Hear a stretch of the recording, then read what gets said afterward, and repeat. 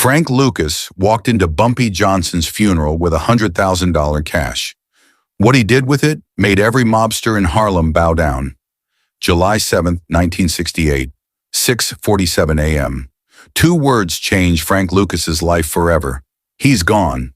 Bumpy Johnson, the most powerful black gangster in American history, the man who'd ruled Harlem for 40 years, was dead. Heart attack. No warning. No goodbye. Just gone. Frank sat on the edge of his bed, phone still in his hand, mind already calculating.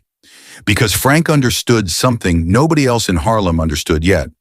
When a king dies, there's a war for the throne. And Bumpy's throne was worth $50 million a year. Every mobster in New York would be at that funeral. The Italians, the Irish, all of them circling, assuming one of them would take over. Nobody was thinking about Frank Lucas. Frank was just the driver. The errand boy. Nobody. His wife watched him dress. Where are you going? To the bank. Baby, it's not even 7 in the morning. I need to withdraw some money. How much? Frank looked at her. All of it. 3 hours later, Frank walked out of Chase Manhattan Bank with $100,000 in cash. His entire life savings. He was about to do something that would make him a legend or get him killed. The phone hadn't stopped ringing since 6:47 that morning. Frank set the receiver back in its cradle and stared at the wall. 15 years. 15 years of driving Bumpy Johnson through the streets of Harlem. 15 years of standing 2 steps behind him in every meeting. 15 years of being invisible. And now the man who taught him everything was lying on a slab in the Harlem hospital morgue. Juliana watched him from the doorway. She'd seen that look before. The stillness that came over Frank when his mind was working faster than his body could keep up. Most men would be weeping. Most men would be calling family, making arrangements, falling apart. Frank was calculating. You're not crying, she said softly. I'll cry later. Frank stood and walked to the closet. Right now I need to think. Because here was the truth that nobody in Harlem wanted to say out loud. Bumpy Johnson's empire didn't belong to Bumpy Johnson anymore. The moment his heart stopped, that empire became a carcass, and every vulture in New York was already circling. Frank had watched this happen before. He'd seen what happened when Dutch Schultz died, when Lucky Luciano got deported. When a king falls, the wolves don't mourn. They feed. The Italians would be first. Carmine Galante and his crew had been waiting 40 years to absorb Harlem. They'd tolerated Bumpy because Bumpy was useful, a black face to run the black neighborhoods, a buffer between the mafia and the community. But now, Galante would send his people uptown before Bumpy's body was cold. Then there was Nicky Barnes, Leroy Nicholas Barnes, the man who called himself Mr. Untouchable. He'd been circling Bumpy's operation for years, building his own crew, waiting for his moment. That moment had arrived, and where did that leave Frank Lucas? Nowhere. That's where it left him. To the Italians, Frank was a chauffeur. To Nicky Barnes, Frank was a joke. The quiet man who opened doors and carried bags. Nobody saw him as a threat because nobody saw him at all. Frank pulled on his pants and reached for his best white shirt. Where are you going? Juliana asked again. Baby, it's not even 7 in the morning. To the bank. The bank. She stepped closer. Frank, your boss just died. What do you need from the bank right now? I need to withdraw some money. How much? Frank turned and looked at his wife. Really looked at her. They'd been together long enough that she knew when he was about to do something dangerous. She could see it in his eyes, that cold fire that burned beneath the calm. All of it. Juliana's hand went to her chest. Frank, that's everything we have. That's 15 years of savings. I know what it is. Then why? Because today is the only day that matters.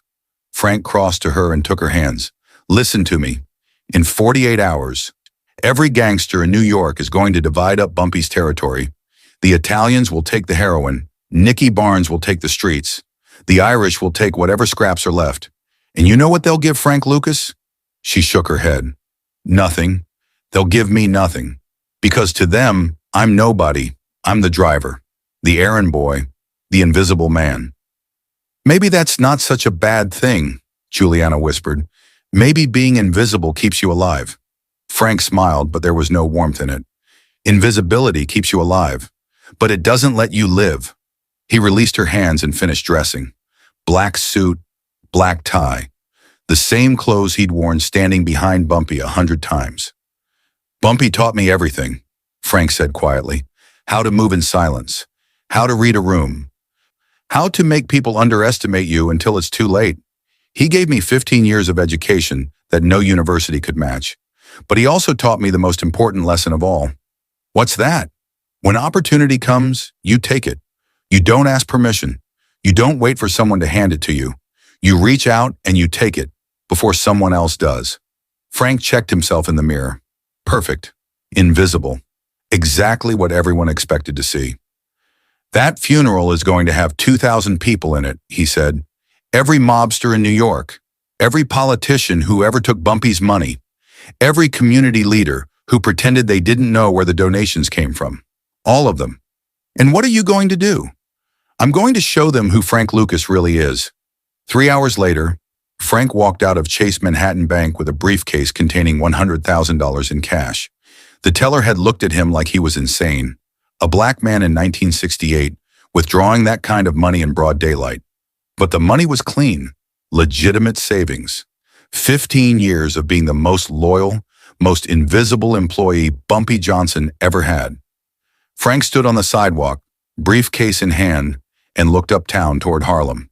Somewhere up there, men in expensive suits were already meeting, already planning, already dividing up an empire they assumed was theirs for the taking. None of them were thinking about Frank Lucas. That was their mistake.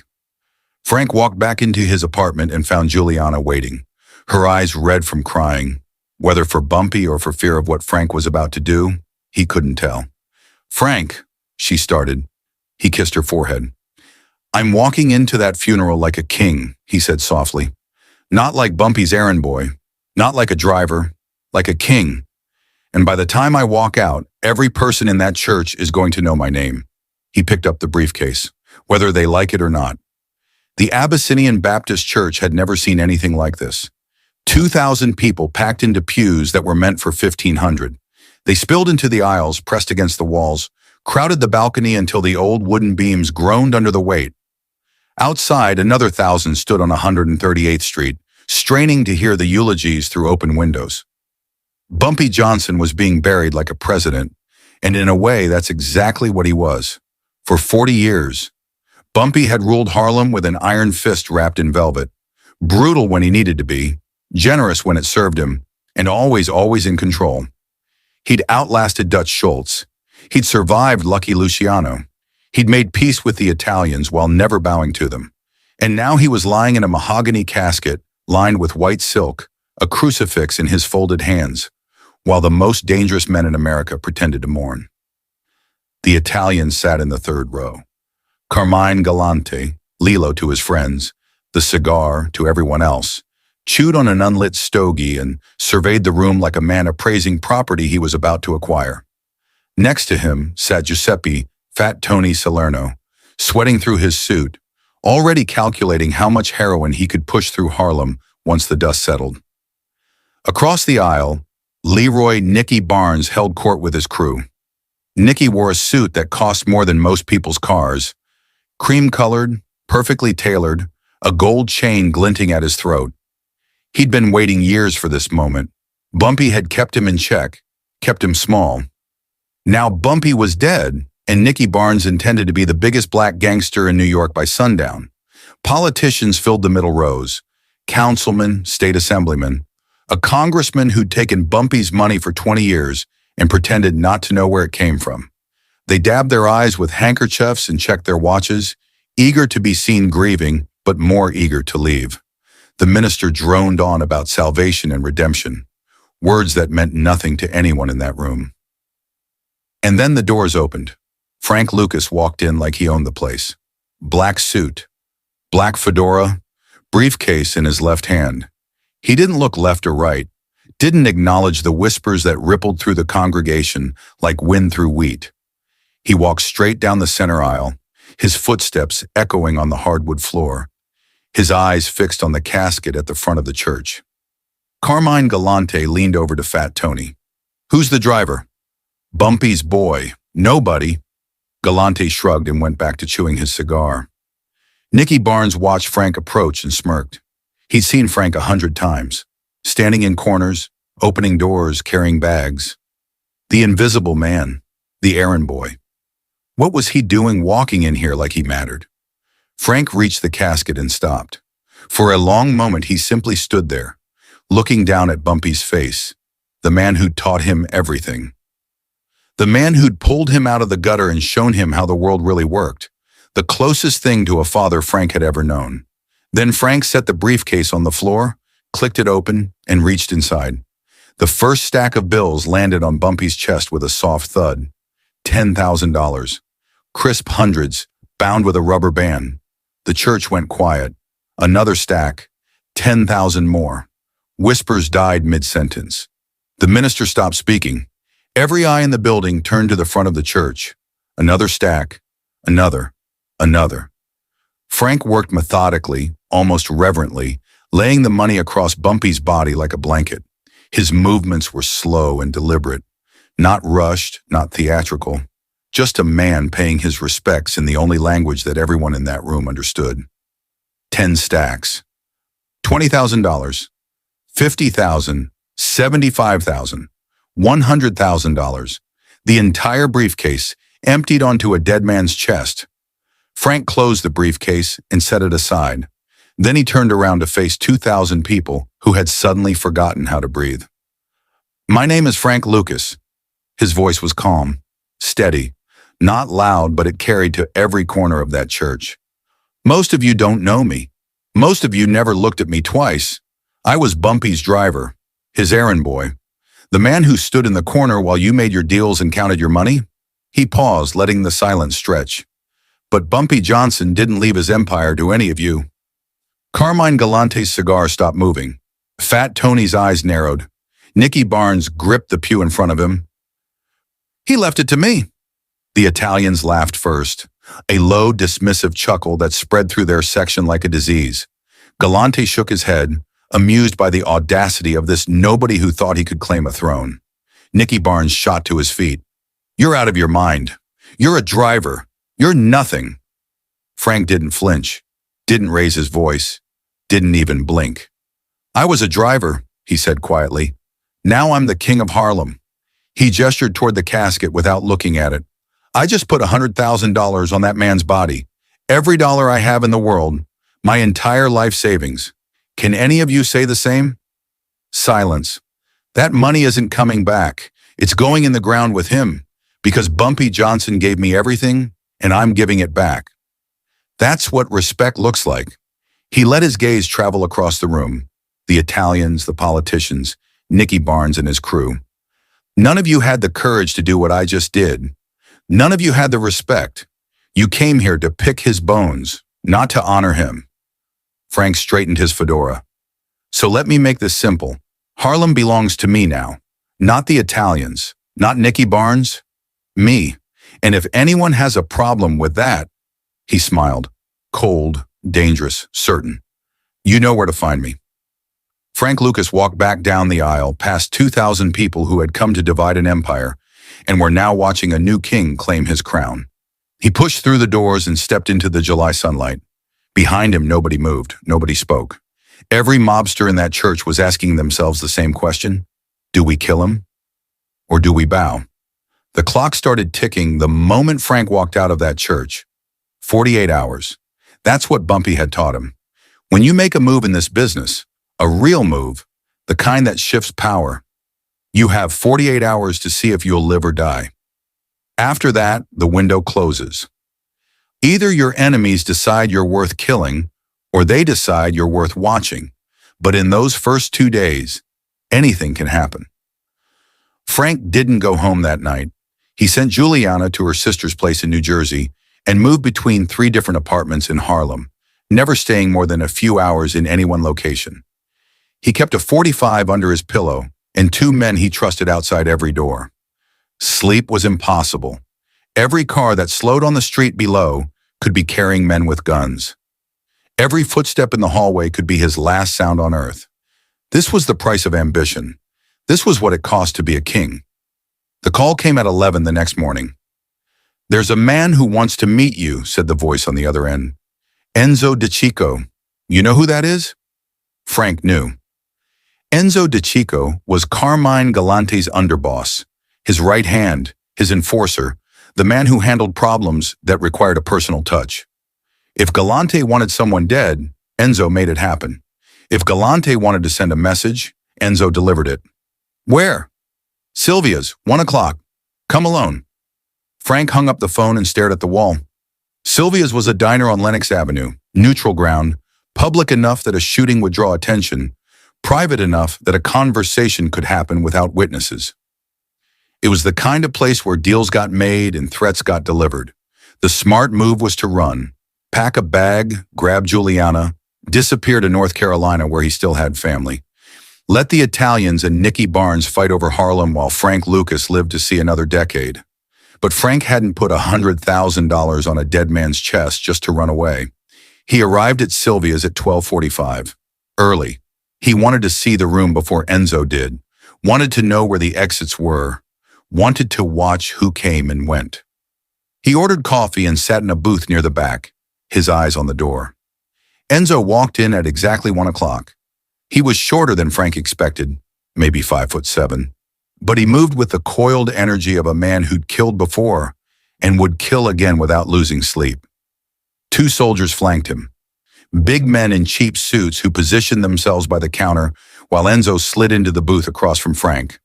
"You're the driver," Enzo said, not a question. "I was the driver." Enzo smiled, thin, humorless. "That was quite a show yesterday. 100 grand on a stiff. Very dramatic." "It wasn't for show." "No?" Enzo leaned back, studying Frank the way a butcher studies a piece of meat. "Then what was it for?" "Respect. Something your boss should understand." The smile faded. "My boss understands plenty. He understands that Bumpy Johnson ran Harlem because we let him run Harlem. He paid his tribute. He stayed in his lane. He knew his place." "And you think I don't know mine?" "I think you're a driver who got ideas above his station." Enzo's voice dropped to something cold and quiet. "I think you walked into a church full of serious men and embarrassed yourself. And I think if you don't find some humility real quick, you're going to be lying next to Bumpy by the end of the week." Frank lifted his coffee cup and took a slow sip. His heart was pounding. He could feel it in his throat, his temples, his fingertips, but he kept his face perfectly still. This was the moment. Everything he'd done in the past 24 hours came down to the next 30 seconds. "Let me tell you what I think," Frank said quietly. "I think the Italians have been bleeding Harlem dry for 50 years, taking 40% off the top for doing nothing but existing. Bumpy paid because he had to. I don't." Enzo's eyes narrowed. "You don't? I'm not looking to start a war. I don't want Brooklyn. I don't want Queens. I don't want anything south of 110th Street. That's all yours." Frank set down his cup. "But Harlem is mine. I'm going to run it my way. No partnerships, no percentages, no Italian hands in my pockets. You want to do business up here? You come to me, and you pay my price." For a long moment, Enzo said nothing. His fingers drummed on the table. Once, twice, 3 times. "You've got guts," he said finally. "I'll give you that. But guts don't stop bullets. Neither does running." Enzo stood up. His soldiers moved toward the door. "I'm going to tell Carmine what you said, every word, and then he's going to decide whether you live or die." He paused, looking down at Frank. "If I were you, I'd start praying he finds this amusing instead of insulting." "I don't pray," Frank said. "I plan." Enzo laughed, a short, sharp bark that held no warmth. "We'll see how far your plans get you." He walked out. The soldiers followed. Frank sat alone in the booth, his coffee growing cold, waiting for his hands to stop shaking. 26 hours later, Frank got his answer. A message came through one of Bumpy's old contacts, a numbers runner who had connections to the Lucchese family. Carmine Galante had made his decision. Let the driver run his little kingdom. He'll destroy himself soon enough. And if he doesn't, we'll destroy him later. Either way, we win. Frank read the message 3 times. Then he burned it. He'd survived the 48 hours.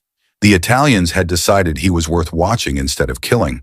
That meant he had time, weeks, maybe months, maybe years, to build something real. The throne was his. Now he had to prove he could keep it. The apartment was quiet for the first time in 3 days. Frank stood at the window of his Harlem brownstone, watching the street below. Children playing stickball, women carrying groceries, old men sitting on stoops, talking about nothing and everything. Normal life. The kind of life that had no idea a war had almost erupted in these streets.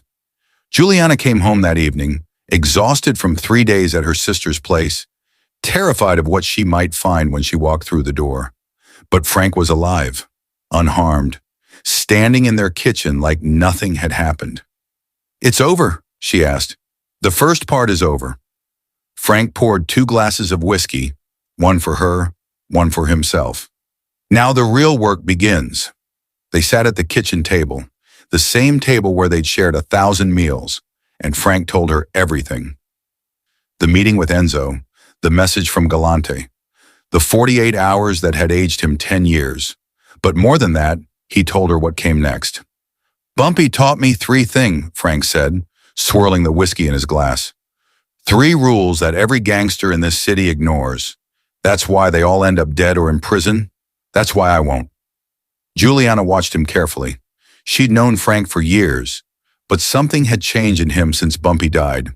There was a coldness now, a certainty that hadn't been there before. The man sitting across from her wasn't the driver anymore. He was something else entirely. "First rule," Frank continued, "no partners, ever." He leaned forward, his voice dropping to something barely above a whisper. "Every gangster in this city has partners. The Italians share territory. Nicky Barnes has his council. They split everything: money, power, decisions. And you know what that gets them? Betrayal. Always. Because a partner is just an enemy who hasn't turned on you yet." Frank shook his head slowly. "I don't have a partner. I have employees. Everyone works for me. Nobody gets a percentage. Nobody gets power. Nobody gets a vote. I make the decisions. I take the risks. I keep the money. And if someone doesn't like it, they can find work somewhere else." Juliana frowned. "That sounds lonely." "Loneliness keeps you alive." He took a long drink of whiskey and set the glass down. "Second rule, stay invisible." This one seemed to pain him, like he was reciting words he didn't want to believe but knew were true. Bumpy used to say the moment you want people to know you're rich, you're finished. The flashy car, the diamond ring, the pretty woman on your arm. That's not power, that's a target. Every cop, every fed, every rival who sees you spending money is asking the same question. Where did it come from? Frank gestured around their modest apartment. Clean, comfortable, but nothing special. Nothing that would make a neighbor suspicious. Nothing that would draw attention. The Italians drive Cadillacs and wear custom suits. Nicky Barnes has a different woman every week and gold chains around his neck. They want the world to know they've made it, and that's exactly why the feds have files on every single one of them. He tapped the table with his finger. Nobody has a file on Frank Lucas. Nobody's watching me. Nobody even knows my name, and I'm going to keep it that way. Juliana was quiet for a moment, processing everything. Then she asked the question that had been burning in her mind since the funeral. The money, Frank, the $100,000. That was everything we had. 15 years of savings. Why did you throw it away like that? Frank smiled, the first real smile she'd seen from him in days. That wasn't throwing away money, he said softly. That was buying a crown. He reached across the table and took her hand. Every man in that church came to pick up Bumpy's bones. They brought nothing. They gave nothing. They just showed up with their hands out, waiting to take. And then I walked in with everything I had and laid it on his body for the whole world to see. His grip tightened. That money told them something. It told them Frank Lucas isn't here to beg. Frank Lucas isn't here to take scraps. Frank Lucas has resources. Frank Lucas has courage. Frank Lucas is willing to risk everything, to lose everything for what he believes in. And that's the kind of man you don't want to fight. Juliana nodded slowly. She was beginning to understand. But we're broke now, she said. How do we rebuild? That's the third rule. Frank released her hand and stood up, walking back to the window. Control the supply.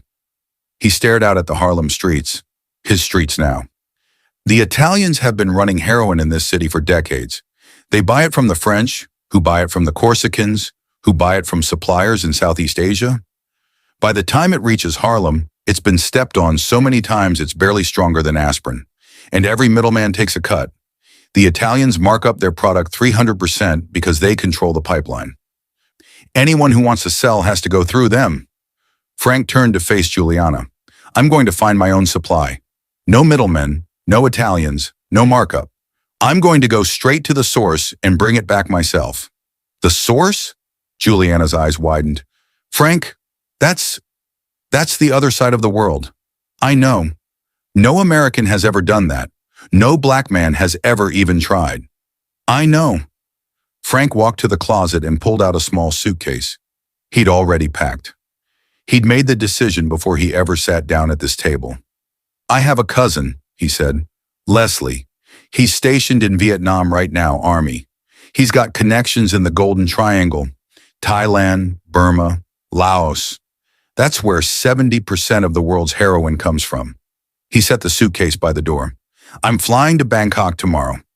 I'm going to meet the suppliers face to face, and I'm going to do something that no American gangster, black or white, has ever done.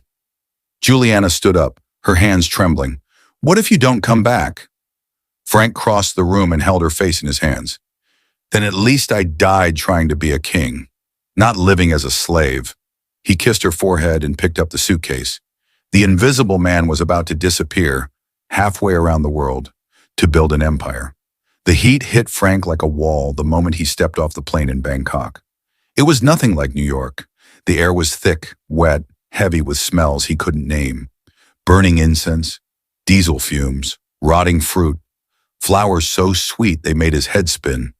The streets teemed with people on bicycles, in rickshaws, crowding around market stalls that sold everything from silk to snake blood.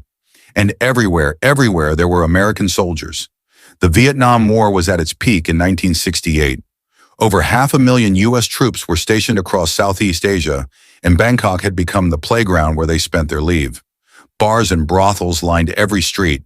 Young men in uniforms staggered drunk through the night, spending money they might never live to enjoy.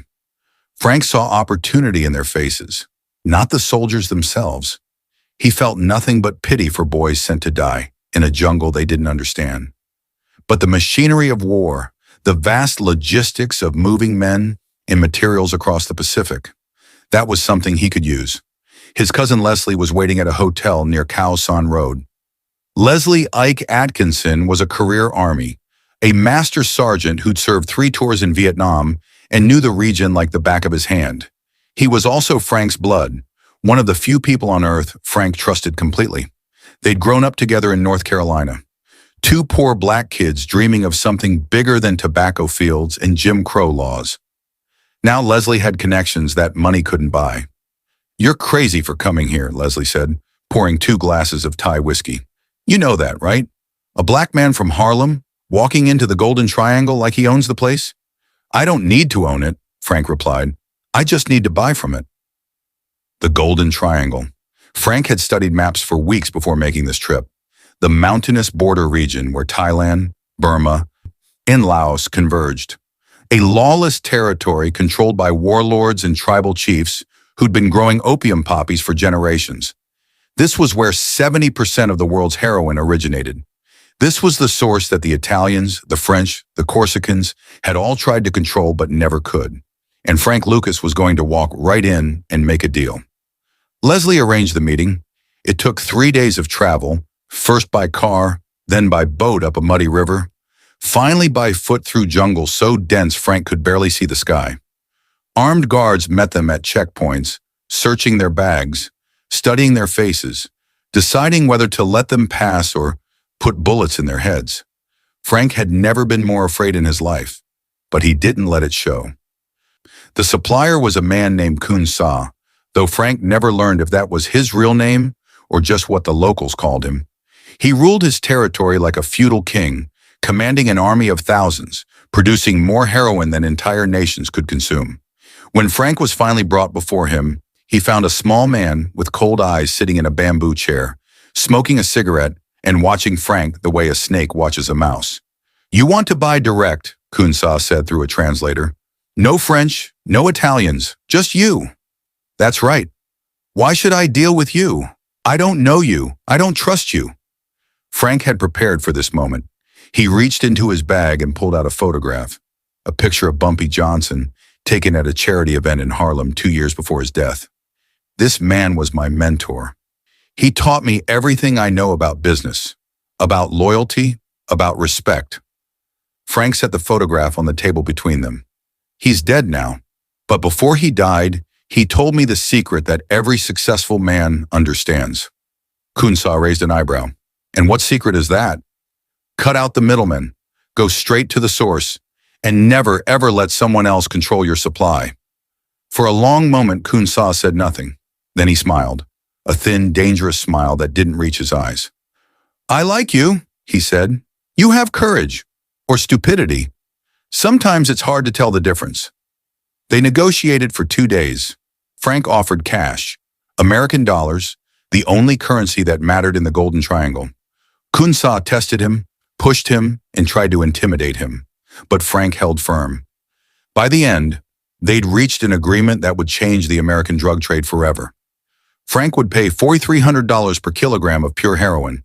The Italians paid $50,000 for the same product after it passed through a dozen hands across 3 continents. Frank was getting it for less than 1/10 the price. But there was still one problem, the biggest problem of all. How do you move heroin from the jungles of Southeast Asia to the streets of Harlem without getting caught? Leslie had the answer, and it was as brilliant as it was monstrous. "Coffins," Leslie said quietly, as they sat in a bar in Saigon 3 days later. "Military coffins." Frank stared at him. "You're not serious." "Dead soldiers get shipped home every week, hundreds of them. The coffins are sealed, draped in American flags. Customs doesn't inspect them. Nobody inspects them. It would be disrespectful." Frank felt something cold settle in his stomach. This wasn't just illegal, it was desecration. Using the bodies of fallen soldiers, boys who died fighting for their country, as mules for heroin. But he'd come too far to turn back now. "Can you make it work?" Leslie nodded slowly. "I know people. Mortuary officers, supply sergeants, men who'll look the other way for the right price." He paused. "It won't be cheap, and it won't be clean, but it'll work." Frank closed his eyes. Somewhere in the distance he could hear helicopters, Hueys carrying wounded soldiers to field hospitals, or carrying dead ones to the morgue. Young men who'd never see home again.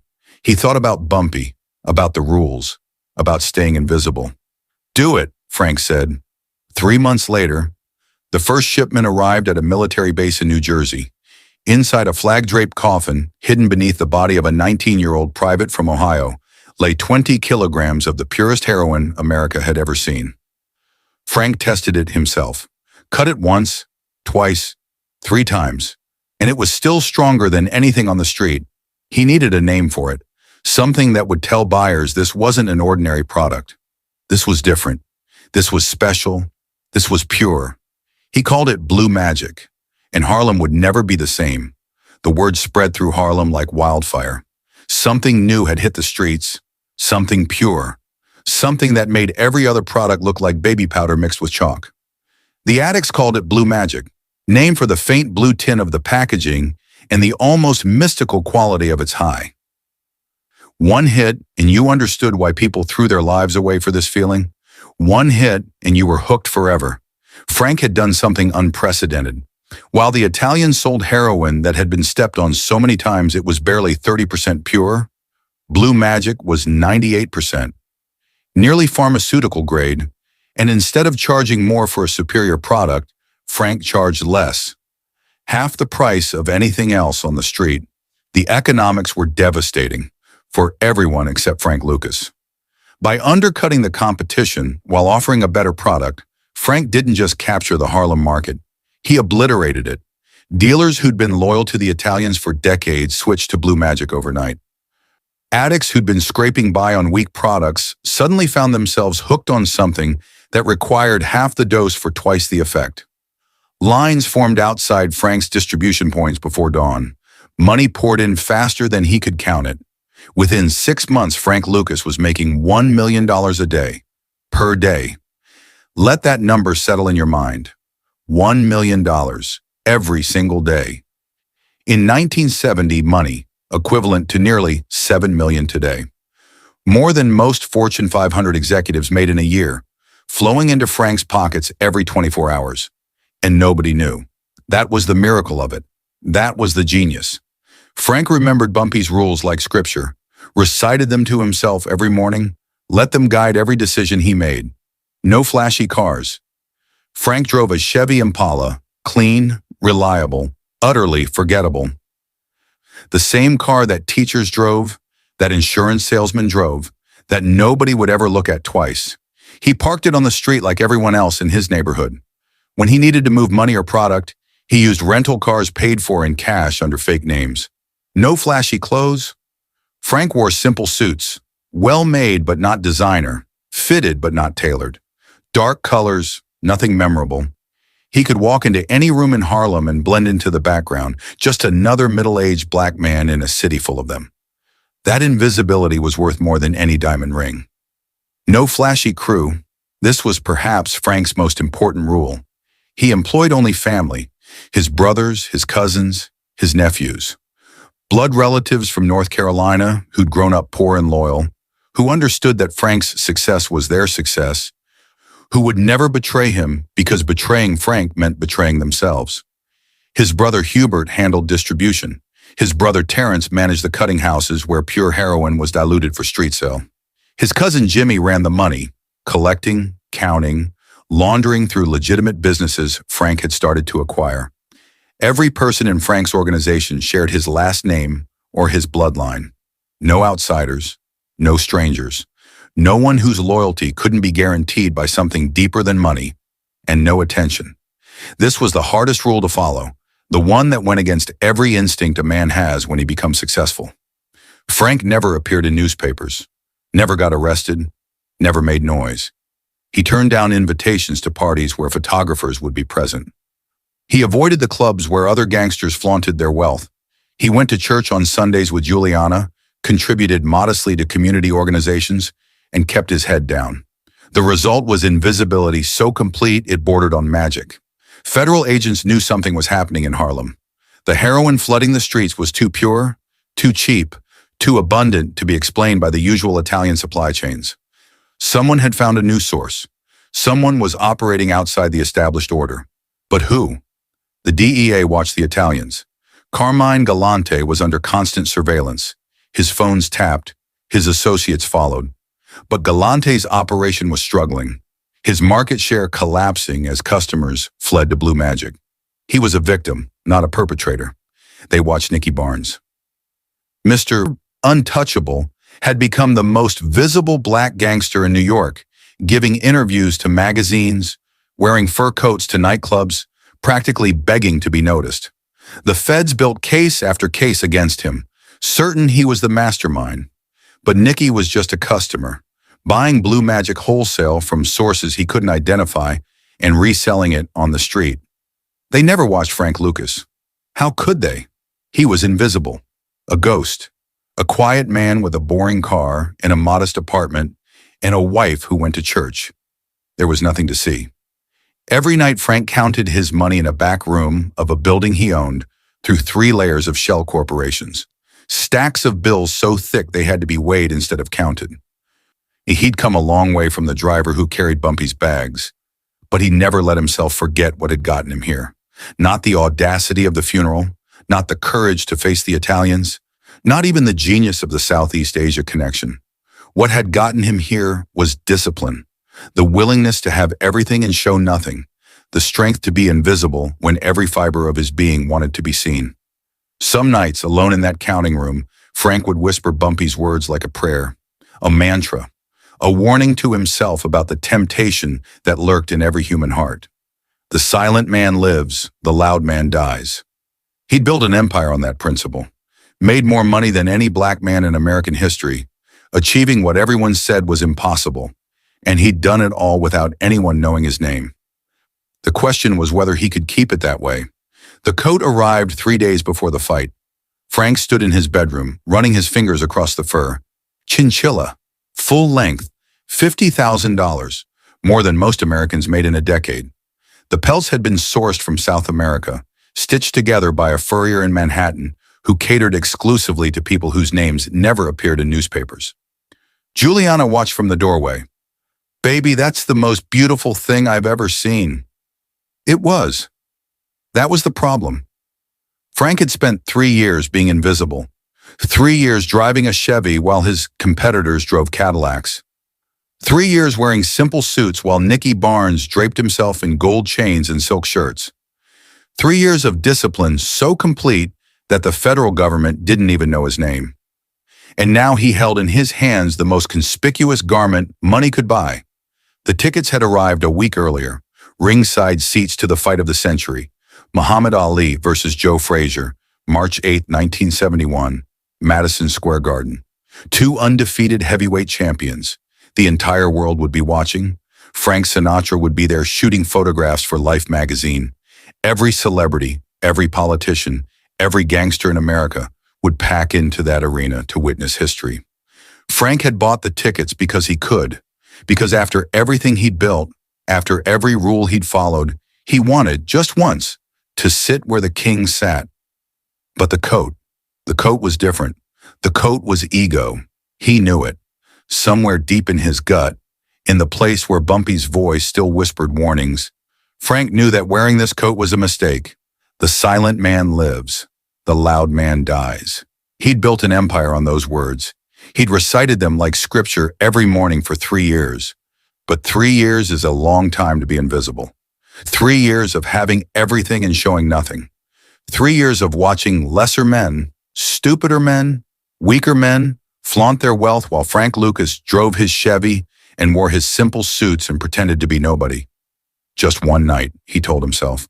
One night of being seen. What could it hurt? Madison Square Garden was electric. 20,000 people packed the arena, their voices rising in a roar that shook the walls. The air was thick with cigar smoke and anticipation and the smell of money. Frank had never experienced anything like it, the raw energy of history being made in real time. He walked in with Juliana on his arm and heads turned. The coat did what $50,000 coats do. It announced him. It declared him. It screamed to everyone within eyeshot that there was a man of means, a man of power, a man who belonged in the front row with the Sinatras and the Kennedys and the crime bosses who ran the Eastern Seaboard. Frank felt it washing over him, the attention, the respect, the envy. For 3 years he'd been a ghost. Tonight he was a king. They took their seats ringside. Juliana squeezed his hand, her eyes bright with excitement. Around them sat the most powerful people in America, politicians who controlled billions in government spending, celebrities whose faces appeared on magazine covers, mobsters whose handshakes sealed the fates of nations. And Frank Lucas, the invisible man, sat among them in a coat that cost more than most of their houses. He laughed. He cheered. He let himself enjoy it. The spotlight, the spectacle, the feeling of finally being seen after years in the shadows. Across the arena, a pair of eyes watched him carefully. Richie Roberts was not supposed to be at the fight. He couldn't afford ringside seats on a detective's salary, and he had no connections to the celebrity world that filled the garden that night. But Roberts had a contact, a prosecutor who'd received tickets from a grateful witness. And when the invitation came, Roberts couldn't resist. He wasn't there to work. He was there to watch 2 legends try to destroy each other. But Richie Roberts was always working, even when he didn't mean to be. He'd spent the last 2 years chasing a ghost. Someone was flooding Harlem with heroin, pure heroin, the kind that shouldn't exist on American streets. The DEA had no idea where it came from. The NYPD had no leads. Every informant Roberts squeezed came up empty. Whoever was running this operation had achieved something remarkable. Total invisibility. Roberts had theories. He had suspicions. But he had no faces, no names, no evidence. Until he saw the coat. It caught his eye the moment Frank walked in. Chinchilla. Full length. The kind of garment that only two types of people could afford: celebrities and criminals. Roberts scanned the man wearing it, running through his mental database of known faces. Nothing. The man was nobody. No criminal record. No known associates. No reason to be sitting ringside at the fight of the century in a coat worth more than Roberts would earn in 15 years. That was the problem. "Who is that?" Roberts asked his contact, nodding toward Frank. "No idea. Never seen him before." Roberts watched Frank laugh, watched him lean over to kiss the beautiful woman beside him, watched him soak in the attention like a man who'd been starving for it. And something clicked. Roberts had been looking for a flashy gangster, a Nicky Barnes type, loud, visible, desperate to be noticed. But what if the ghost he'd been chasing wasn't flashy at all? What if the ghost had been invisible for years, building an empire in silence, and had just made his first mistake? The next morning, Roberts walked into his office and opened a new file. He wrote 2 words on the cover: Frank Lucas. It would take him 4 more years to build the case. 4 years of surveillance, of flipped witnesses, of painstaking detective work. But it all started here, with a coat, with a fight, with one moment of ego that erased everything Frank had built. One coat, one night. 4 years of invisibility. Gone. Bumpy had warned him. The silent man lives. The loud man dies. Frank Lucas had finally gotten loud. Richie Roberts was not a patient man by nature, but Frank Lucas taught him patience. 4 years, 1,460 days of surveillance, dead ends and frustration. Roberts spent every waking hour piecing together a puzzle that most of his colleagues said didn't exist. The DEA told him he was chasing shadows. The NYPD told him to focus on easier targets: Nicky Barnes, the Italian families, dealers they could actually catch. But Roberts had seen that coat. He looked into Frank Lucas's eyes across a crowded arena and knew with the certainty that only a good detective possesses that he was staring at the biggest drug trafficker in American history. The problem was proving it. Frank had built his operation like a fortress. Family members in every key position. No paper trails, no loose ends, no disgruntled employees looking to make deals with prosecutors. Roberts interviewed hundreds of addicts, dozens of dealers, anyone who might have touched blue magic on its journey from the Golden Triangle to the streets of Harlem. Most of them had never heard of Frank Lucas. The few who had were too terrified to talk. But Roberts kept pulling threads. A cousin who got arrested on an unrelated charge and let slip a name. A wire transfer that didn't quite add up. A property deed in New Jersey that traced back through 3 shell corporations to a man with no visible income. Piece by piece, Roberts assembled his mosaic. He couldn't see the whole picture yet, but he could feel it taking shape. By 1974, Roberts had enough to justify surveillance. He watched Frank's home in Teaneck, a modest house that seemed almost laughably ordinary for a man running a $100 million empire. He photographed everyone who came and went. He traced license plates. He built a web of connections that grew more damning with every passing week.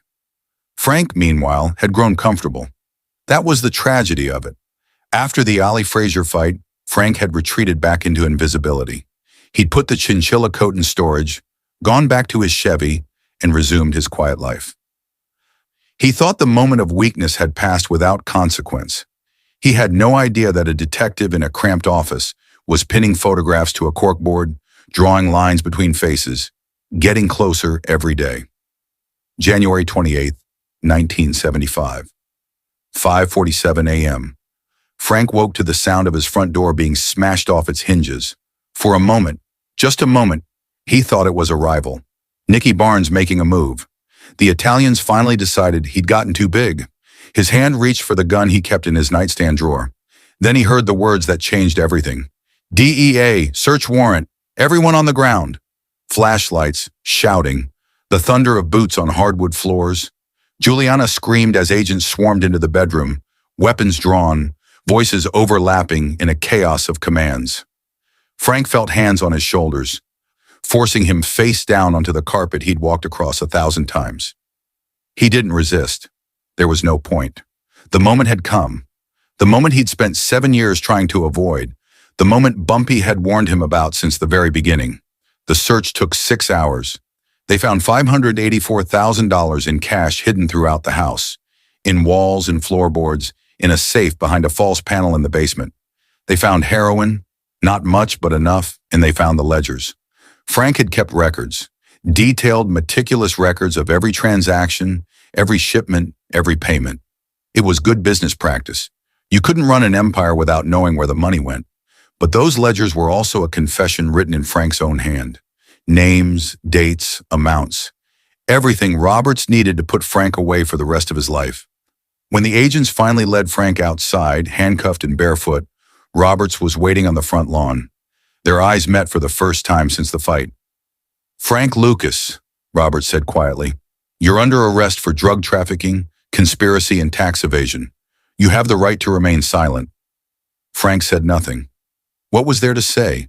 They put him in the back of a sedan and drove him to the federal courthouse in Newark. The processing took hours, fingerprints, photographs, paperwork.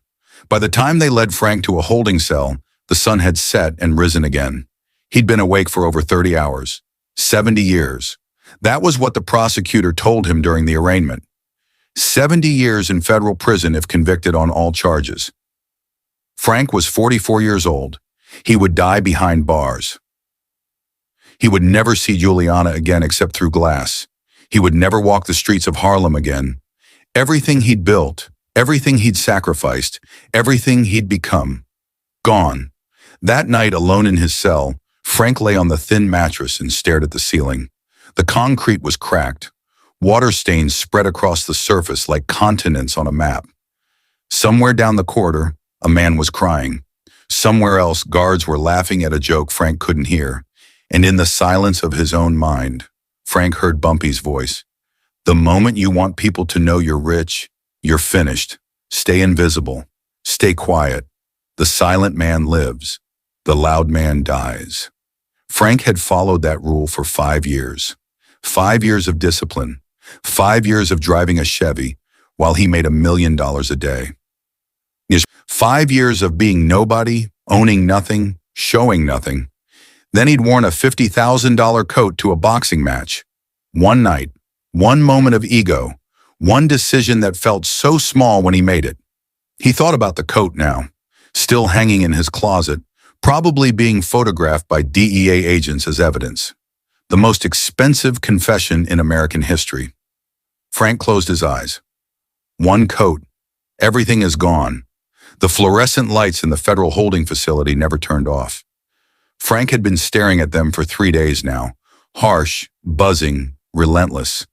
They were designed that way, he realized, designed to break you down, to strip away your sense of time, to make you feel like the world outside had stopped existing. By the third sleepless night, Frank was ready to believe it had. 70 years. The number echoed in his skull like a drumbeat. 70 years in federal prison. He would be 114 years old when he got out. If he lived that long, which he wouldn't. This cell, or one just like it, would be the last room he ever knew. Unless Frank had one card left to play, one asset that the federal government wanted more than they wanted him behind bars. Information. He'd spent 7 years building an empire that touched every corner of the criminal underworld. He knew which Italian bosses were moving products through which ports. He knew which Harlem dealers were skimming from their suppliers. And most valuable of all, he knew which cops were dirty. The NYPD's Special Investigations Unit had been taking bribes from Frank for years. Detectives who were supposed to be fighting the drug trade were actually protecting it, tipping off dealers before raids, losing evidence, looking the other way while Frank's operation flourished. Frank had names, dates, amounts. He had enough information to bring down half the police department. The question was whether he was willing to use it. In the world Frank came from, informants were the lowest form of life.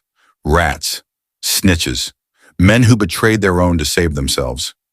Bumpy Johnson had taught him that loyalty was everything, that a man who couldn't be trusted was worse than a man who couldn't be useful. Frank had lived by that code for decades, but Bumpy was dead, and Frank was facing 70 years. On the 4th day, he asked to make a phone call. Richie Roberts answered on the second ring. I want to make a deal, Frank said, his voice flat and tired. I'll give you everything. The mafia, the corrupt cops, the whole operation, every name, every connection, every dollar that changed hands. But I want reduced time. There was a long pause on the other end of the line. How many people are we talking about? Roberts asked. Over 100. Cops, mafia, dealers? The biggest corruption case in New York history. Roberts was silent for a moment. Frank could hear him breathing and could almost hear the calculations running through the detective's mind. 4 years of chasing Frank Lucas, and now the King of Harlem was offering to hand over his entire kingdom. I'll talk to the prosecutors, Roberts said finally. No promises. The negotiations took months. Federal attorneys flew in from Washington. NYPD brass tried to kill the deal. Too many of their own people were on Frank's list. But the evidence was overwhelming, and the political pressure was immense. The public wanted to know how a single man had flooded an entire city with heroin while the police did nothing. Frank gave them everything. He sat in deposition rooms for weeks, recounting every transaction, every bribe, every meeting. He identified photographs. He drew organizational charts. He explained how the heroin moved from Southeast Asia to Harlem, how the money was laundered through legitimate businesses, how the cops who were supposed to stop him had become his partners instead. The fallout was catastrophic. Over 100 people were arrested in the following months. Dealers who'd worked for Frank, Italian mobsters who'd done business with him. And most damaging of all, dozens of NYPD detectives who'd been on his payroll. The Special Investigations Unit, once the pride of the department, was disbanded entirely. Careers ended. Pensions vanished. Men who'd worn badges went to prison alongside the criminals they'd protected. Frank watched it all from behind bars, knowing that every name he gave made him more enemies and fewer friends. The Italians put a contract on his life. Former associates spat his name like a curse. Even his own family, the brothers and cousins who'd helped him build his empire, looked at him with something that might have been disgusting. But Frank was alive, and his 70-year sentence became 15. He served 7 years in federal prison, 7 years of concrete walls and bad food, and the knowledge that everything he'd built was gone. 7 years to think about Bumpy's lessons, about the coat, about all the choices that had led him to this moment. When Frank Lucas walked out of prison in 1982, he was 52 years old. Harlem had changed. The heroin epidemic he'd helped create had devastated entire neighborhoods. Families he'd never met had been destroyed by the product he'd sold. The throne he'd claimed was nothing but ashes now. He tried to rebuild, started legitimate businesses, consulted on the movie that would eventually tell his story. American Gangster, released in 2007, with Denzel Washington playing the role of Frank Lucas.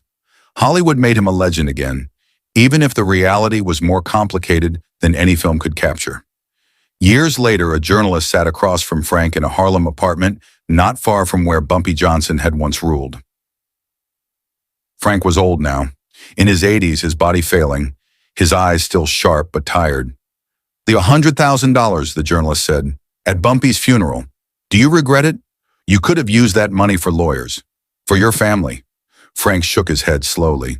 "That money bought me something more valuable than lawyers," he said. "It bought me respect. It bought me a reputation. It bought me a throne. For 5 years, I was the king of Harlem, the first black man to run an operation independent of the Italians. You can't put a price on that." He paused, his gaze drifting to the window, to the streets below where children played, and old men sat on stoops, just like they had 60 years ago. "But I'll tell you what I learned," Frank continued, his voice dropping to something barely above a whisper. "Real power is quiet. The moment you need people to know you're powerful, the moment you put on a coat or make a speech or do anything to prove what you are, you've already lost. Bumpy told me that 1,000 times. I just didn't listen until it was too late." Frank Lucas died on May 30th, 2019. He was 88 years old. Natural causes, a peaceful end for a man who lived a violent life. The obituaries called him many things: kingpin, informant, legend, cautionary tale. He was all of those things and none of them. He was a man who'd walked into a funeral with $100,000 and walked out a king. A man who'd proven that the boldest move is sometimes the smartest move, and a man who'd learned, in the end, the lesson that Bumpy had tried to teach him from the very beginning. The silent man lives, the loud man dies. Frank Lucas had been both. Rest in peace. Frank Lucas, 1930-2019, the man who turned $100,000 into a legend. I'll see you in the next one.